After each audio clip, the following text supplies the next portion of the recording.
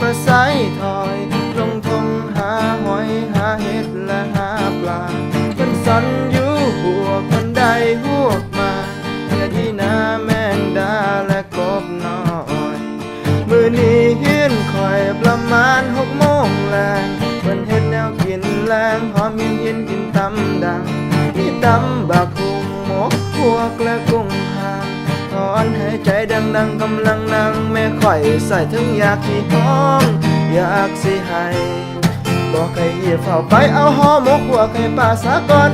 เดินไปหอดเอื้อนป่าเอิ้นหาป่ามักกะหอนป่าเฮาบ่อยู่บ้าน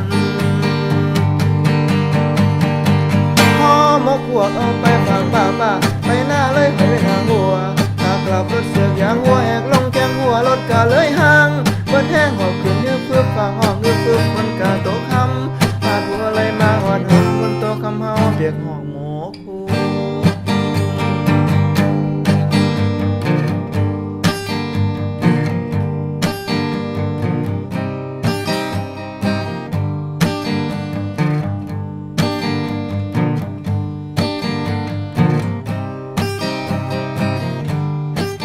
ระยะทางมันก็ไกลห่างสัวสิหอดเฮือนเฮามันห้วยหลายผู้อยู่ดอกว่าเป็นลูกใส่เอาใส่เอาถึงรถสิห่างรถเฮากะห่างจุงมา